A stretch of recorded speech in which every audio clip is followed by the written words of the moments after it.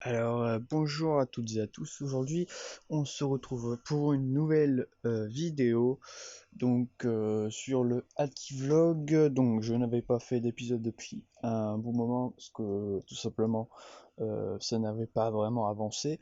Mais là, comme vous pouvez le voir, il y a quand même un peu de nouveau.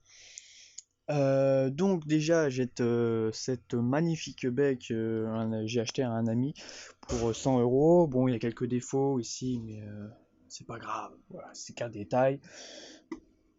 Donc voilà, j'ai eu ça avec aussi, mais je compte acheter les rails directement des serveurs.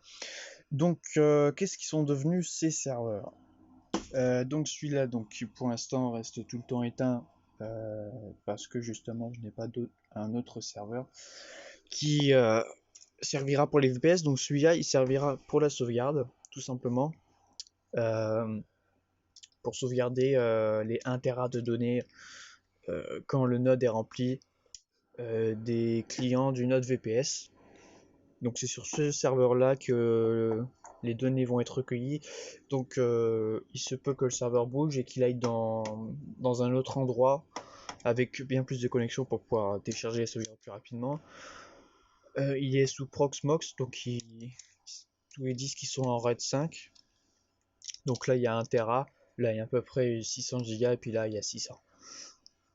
Donc voilà, sous Proxmox. Donc celui-là aussi il est sous Proxmox. Donc actuellement il travaille. Et l'utilisation radio est quand même assez intense parce que j'ai maintenant des clients sur ce serveur donc avec des offres bot Discord gratuits. Donc les inconvénients de cette offre, c'est que pour l'instant la connexion est vraiment basse, on va dire, voire carrément nulle par rapport à les besoins qu'il faut pour les bots. Mais toutefois, c'est gratuit.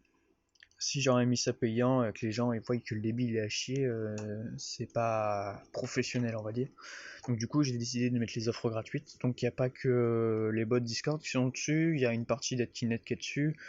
Ensuite, il y a d'autres VM, il y a Asterix, Windows Server. Cette machine, elle a 64 Go de RAM. Voilà, celle-là a 32. Donc voilà, on a de quoi faire. Donc cette baie, c'est du 42U, donc c'est une baie complète. Avec le petit onduleur Eaton, Ellipse 650, Echo 650 USB. Malheureusement, le deuxième, il est là. Mais celui-là, il est HS parce que quand il est sur batterie, en fait, l'onduleur il se coupe tout de suite.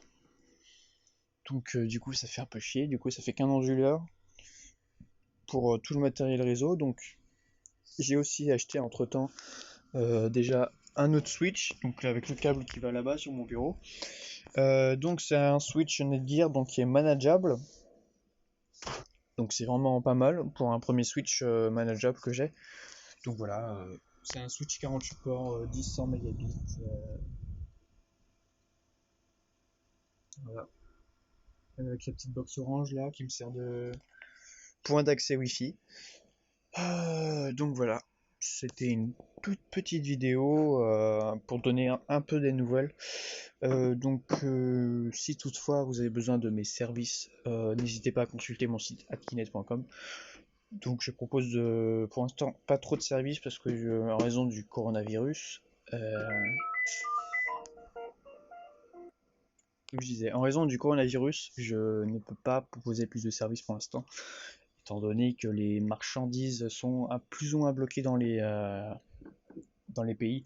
Du coup, ça fait retarder déjà mon rendez-vous avec ma banque et tout ça, donc c'est tout un bordel. Mais j'espère pouvoir déjà avoir un serveur pour les VPS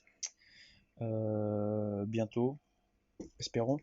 Donc je vous tiendrai au jus de toute façon concernant les nouvelles d'Actinet par la suite, via le Vlog évidemment.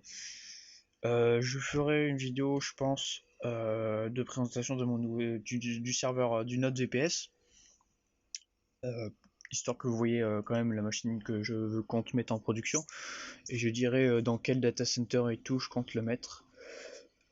J'expliquerai tout ça en détail le jour venu. Donc voilà, c'est la fin de cette vidéo, j'espère qu'elle vous a plu. Donc si elle vous a plu, n'hésitez pas à la partager, commenter et à la liker. Sur ce, je vous dis A plus pour une prochaine vidéo.